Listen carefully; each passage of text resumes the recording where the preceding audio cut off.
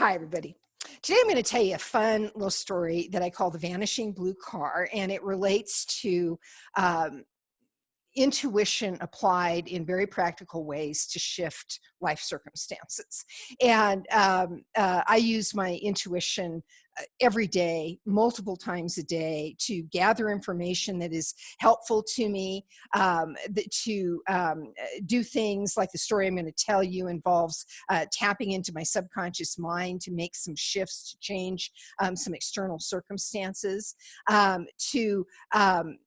Today I was booking some travel arrangements, and I had multiple choices of hotels. I used my intuition as I was examining the hotels. I just used simple dowsing for that and a scale to rank how happy I'd be with the results of booking the different hotels that I had, that were really, that I'd narrowed down with sheer logic, were the best choices for me, and et cetera, et cetera. But anyway, bottom line is I use intuition all the time. There are hundreds and hundreds of practical applications of intuition. So this is a little teeny story of one practical application. So the story starts with I was doing an online seminar for some of my advanced students, and one of the segments of the seminar was teaching one of my most current belief code clearing techniques. Many of you who have watched my YouTube videos or who might be subscribers to my Sedona Portal Senzar Learning Center website, you've heard me talk about belief codes before. These are gnarly subconscious thought forms that we cultivate and can even inherit, but we'll develop these things over many lifetimes, and in this lifetime, and again, inherit them. We can get them through vaccinations. There's all kinds of different ways we can get these thought patterns in our memory archives, and our subconscious regularly will tap into these memories, these thought forms, to help direct our life affairs, and it usually creates lots of problems. In fact, I'm convinced that most problems that most people experience throughout the course of their lifetime are a byproduct of these things that I call belief codes. So anyway, I know quite a bit about them, and I've been fooling around, and we'll say seriously fooling around with learning how to get these things up and out of the subconscious and clear them completely so they're not problematic. Well, in order to do that, there are many ways to do it, but in order to do it really efficiently and get to the heart of the matter, you really need to be able to get into the subconscious mind, and the intuitive skills can be very, very valuable for that. So that was the case today. And again, I was during the seminar, I was teaching the students how to use my latest technique to tap into the subconscious and quickly clear belief codes. And I pulled just an example. I wanted to demonstrate the technique so that they could see it in action, mainly just the steps, the procedure in action.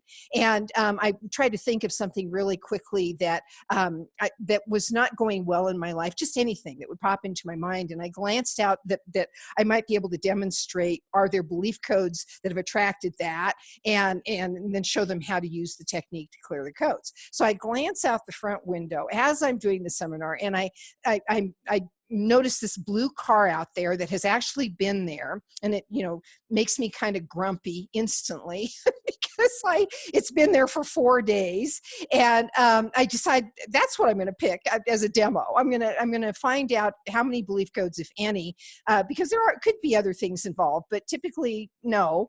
How many belief codes, if any, do I have that have attracted the blue car situation? Because the situation that I definitely don't like, it's blocking my really beautiful, typically beautiful view out my front windows. It's causing kind of a roadblock in the street, not really a roadblock, but because other vehicles park on the other side of the street, then it makes the street really, really narrow if there's a car where the blue car parked, and it's just not a good situation.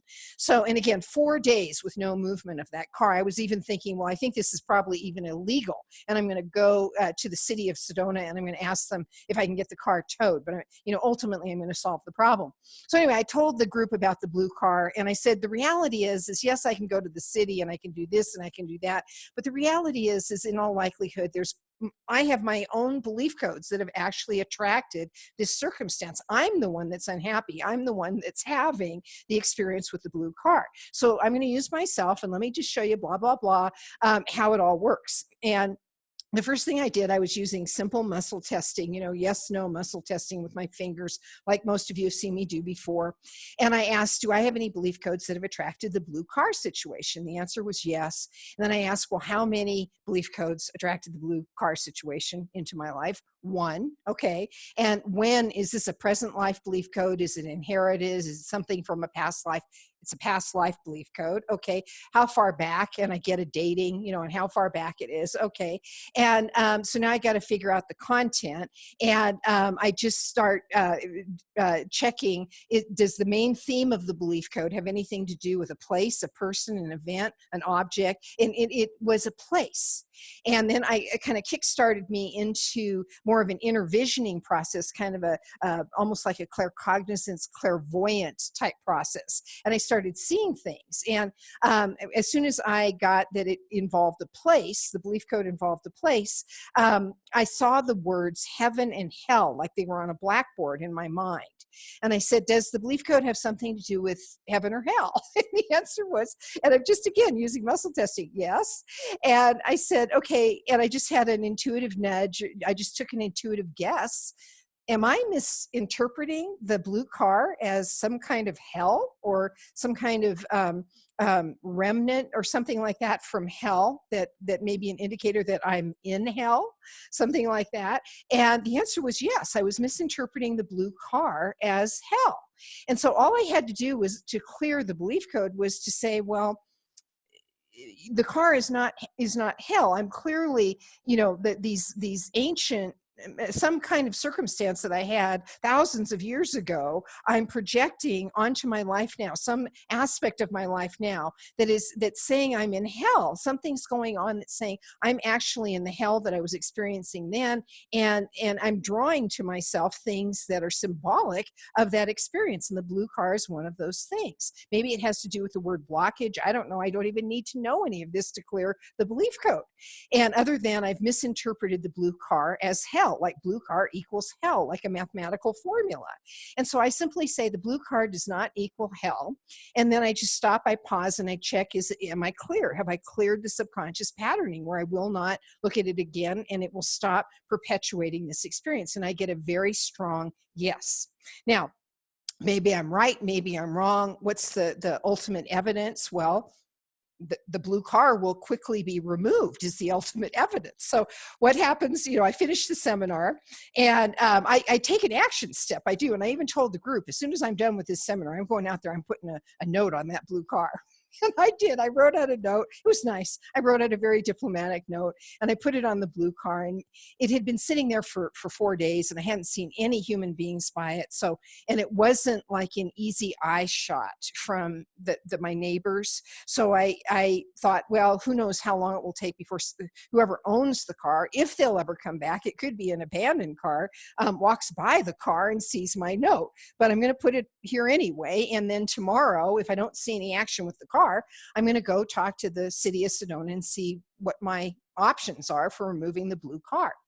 And action steps are very powerful, even if you're doing belief code work. When you, when you want to change anything, if you'll start taking action steps, it really gets the ball rolling, and all the forces kind of come in to help you shift your circumstances.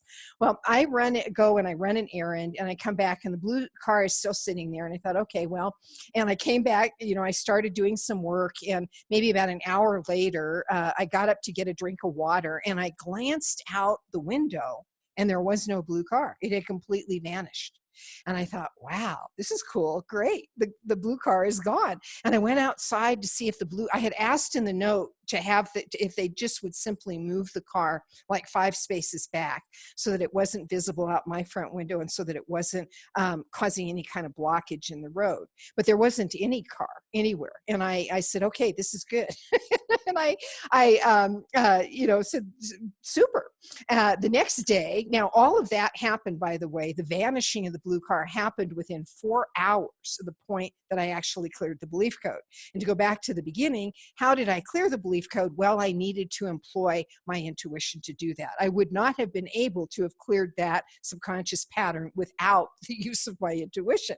So it's all about practical applications of intuition. So the next day I go outside and I'm going to the grocery store, and I back out of my driveway into the main street, and I see the blue car, not in front of my house, but exactly where I asked them to park. It was maybe 5 car lengths down, way outside the view of my front window, and just like I'd asked them to do. But there was also something else in the street, and I thought, well, isn't this a nice little bonus? So I'm going to show you what the something else was.